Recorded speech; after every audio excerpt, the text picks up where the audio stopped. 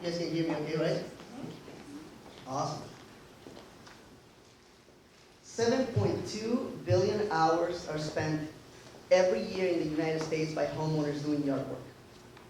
On the other side, $3.1 trillion is what we have racked up in the United States in student loan debt. Now this is a giant problem. My name is Sergio Rodriguez, and I actually paid my way to school doing odd jobs. And I'm one of those 6% statistics of students who actually graduated debt-free. Landscaping companies overcharge for small jobs. And this is because some jobs are actually too small for landscaping companies to do, but also too tedious for homeowners. Now there are many students here, even in this room today, who are more than willing to work for a $15 an hour rate, significantly cheaper than landscaping companies. And that's why we started Todoolie.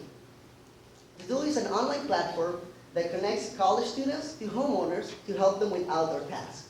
Now we'll do a little bit of everything, but we recently pivoted to outdoor tasks because we realized we can get the most recurring revenue, and it's also less barriers to entry. And this includes anything from washing cars, to yard work, polishing brass, and more. So how does it work? Pretty simple. You go to our app, you pick the yard work package that you need. This could be anything from setting mulch, pulling weeds, or even snow shoveling, which is what people are doing now. We even have a plan for actually setting recurring revenue with businesses by applying salt on the sidewalks. You pick from a pool of background check vetted students from your very own Wayne State University. We actually had the pleasure to employ 65 students during our pilot, all of them who generated over $200 during the pilot as well, and some even made over $1,000. And then you simply set a review and pay in seconds. Now what's great about our platform is that geolocation and time tracking keeps both parties accountable for the work that they did. So here's the market gap. Landscaping companies overcharge for small jobs. They're too small for them, they're too tedious for you. And our closest competitor out of Detroit, Longaroo, this is straight out of their website as of a week ago, will beat their prices by a factor of 2 or 3 every single time. That doesn't make any sense, right? How could we make money doing that? Well, it's easy. Our business model is cash flow positive. We make an average of $93 for every job, and we net about $24 after paying students. And this is because we connect consumers to consumers, not businesses to consumers. Therefore, we don't have to charge too much money for small jobs. When you take those 7.2 billion hours, you get a $36 billion opportunity in the United States. Now, that translates to just $4 billion if we segment the market based on the lookalike audience we developed through our pilot. So like I said, consumer to consumer is the key and our competitive advantage, but also by specializing in yard work, we can provide the best user experience compared to every single competitor in the gig economy today. Our pilot was great. Over half of our customers were actually direct word of mouth acquisitions. That means we found a problem, a sticky problem, and our clients told everybody else about us. And that's very rare to see from a consumer product, especially out of Michigan today. We saved over 1,800 hours of work, and we employed, like I said, 65 local students. This was from a sample size of 171 homeowners. What we're doing today is actually transforming our minimum viable product to a full iOS and Android app, which will be delivered by the end of the month of April. We established a partnership with the Wayne State Computer Science Department and have 7 students working on this, as well as my CTO Armando over there. So our neighbors love us. They're referring us to their friends. They're posting reviews. We have a perfect 5 out of 5 star review on Facebook. And our students, especially the busiest ones, are enjoying being able to make money on their own schedule. So who are we?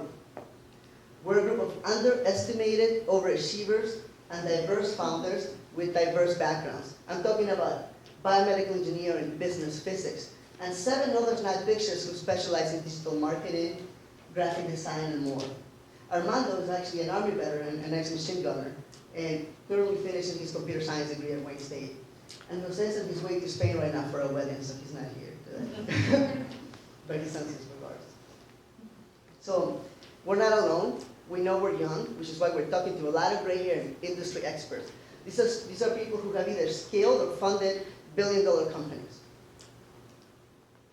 What is our timeline? We have a very aggressive and ambitious goal. This is because we've done this before.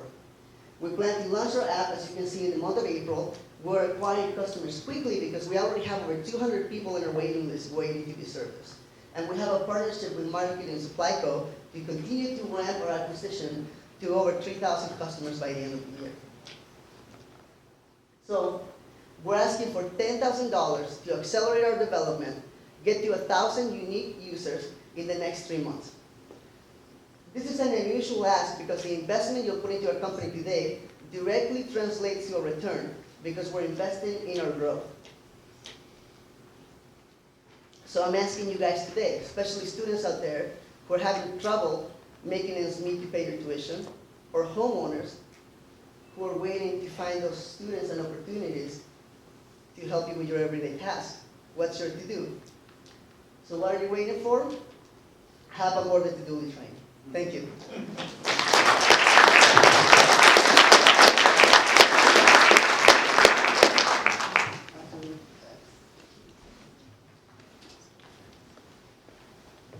I really like this. I like how you guys especially are focusing on targeting college students, and then also because college students need money, but in particular that they're vetted, and that they're coming from a specific university, things like that. That does really well. My question is you said you pivoted and you're focusing now on outdoor tasks. So I'm curious what you think how that'll affect revenue in like the winter months, where you'll likely potentially have less folks who want to do hard work like shoveling, and less opportunities for clients. You didn't start, I can elaborate after.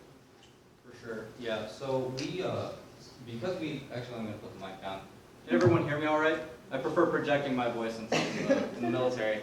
So we have a select of packages that we can choose from, and so for the coming winter months, we know that snow shoveling is going to be a little huge. We'd like to potentially penetrate that market a little bit better, but the good thing about slowing down in the winter months is that we can develop our product and tweak based on customer discovery, which allows us to ramp back up in the summer as well. And I'll let you. Yeah, but then also, this is not meant to be a Detroit-only business, right? We're looking at a national scale. And if you look at our hot areas, we're looking at a few hot cities as well. We actually ran a query taking our lookalike audience and found what the best top counties to go to are. We have plans to do recurring jobs, for example, salting sidewalks for businesses, yard work, Christmas lights. But the pivot came out of 52% of our revenue actually being yard work. The second to that was moving, third to that was cleaning, and those are saturated industries, and the top of that was 15% compared to a 52. So it just made sense to do that. The pivot was, once looking at the numbers, it was just a clear pivot, right?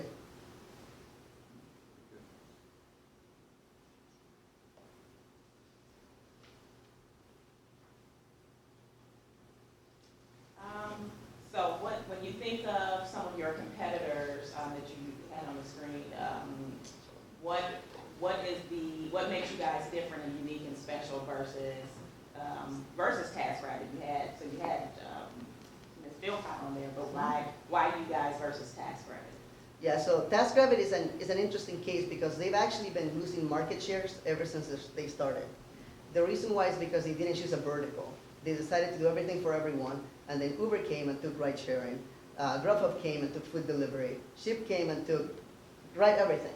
TaskRabbit is left with assembling IKEA furniture and handyman work. Now, we have found that if you specialize in a vertical, you can get very deep and quick market penetration. Stacy Brown-Philpott recognizes this, which is why to her, we're not a competitor. That's why she's our advisor, because to her, we're actually a sensible early acquisition if it comes down to that. So it's a great exit strategy for us.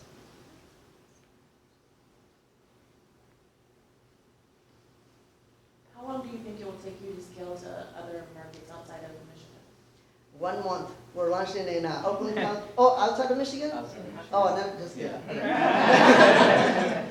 So our markets we define as counties broadly, but we'll be in Pennsylvania, New Jersey, and New York by next summer.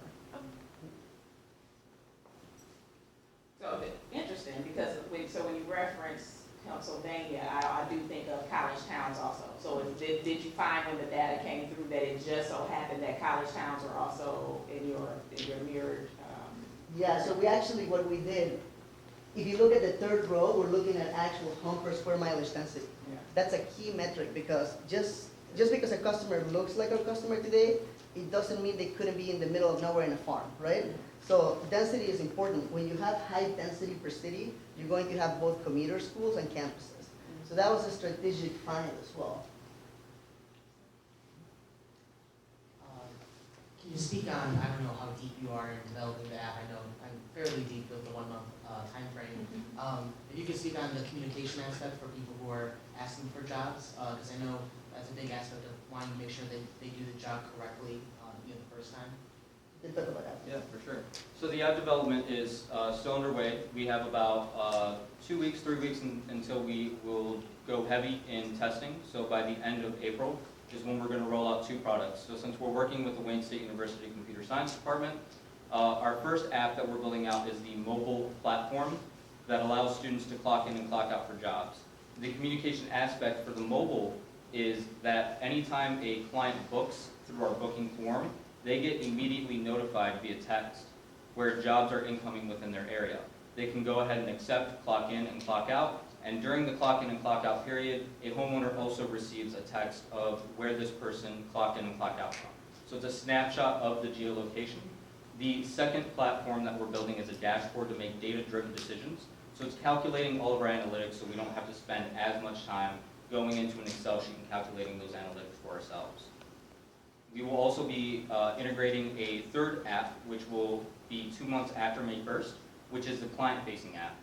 That app will allow our homeowners to go ahead and book through the booking process on the platform and also choose from a pool of vetted students. But you can book now through a form on our website. Yeah, We're very lean. yeah, very lean. Thanks. Thank you. Any other questions? Thank you very much.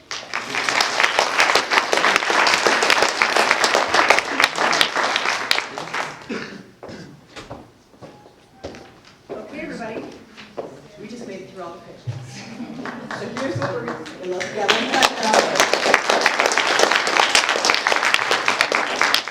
So the next step is I'm going to take the judges away from us for a minute to a very super secret location that will probably be my office for a moment. And we're going to go over their scores, tally everything together, and let's regroup back here. Do you think about 15 minutes would be sufficient? We'll come back in 15 minutes, and we're going to present giant checks and take pictures and give money away. So